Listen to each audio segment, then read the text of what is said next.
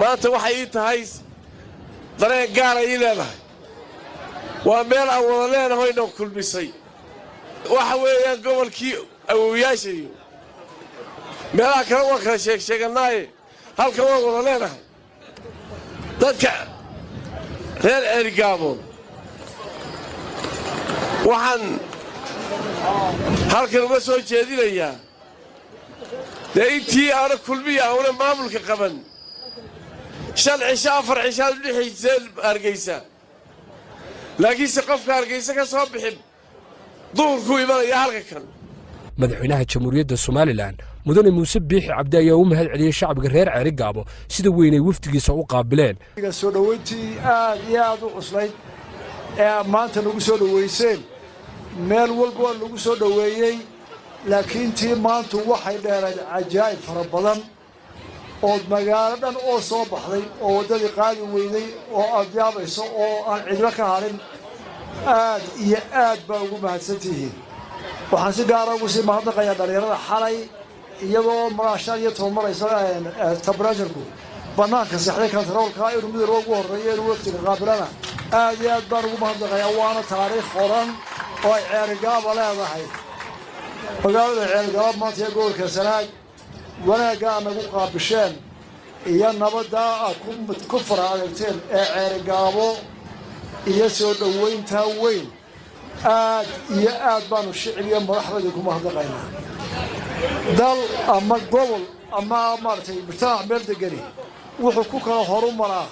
caafimaad ku helaa nabad ku helaa tacliin ku helaa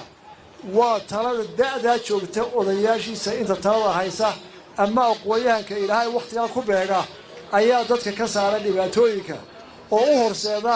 nolol wanaagsan dadka reer Ceerigaabo waxay nasiib u heleen inay heleen odayaal iyo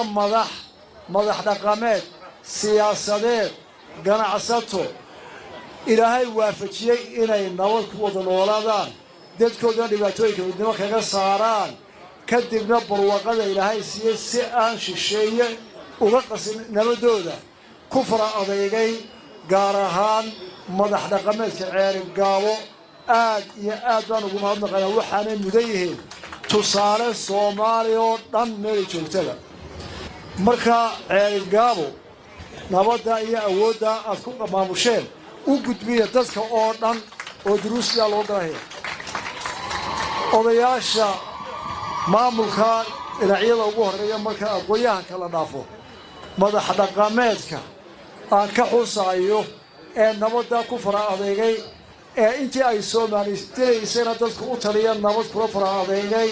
waa Suldaan Saciid oo abtirsaday oo suldaanadii awliyaashii raacay oo dadkiisa ka nabadgeliyay colaado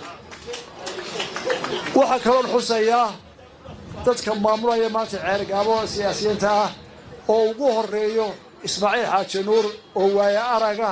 oo kala dabahashay marxalado badan waxaan ku xigsiinayaa ninka dhalinyarada ee gudoomiyaha ah madaxweynaha isagoo shacabka reer Ceerigaabo la hadlay waxa uu tilmaamay qiimaha nabadda iyo adkeynteedu ay u leedahay horumarka dalka anagu hadii aanu ka nimid xaruntii Soomaaliland oo Soomaaliland soo maray waxaan idin sidaa nabad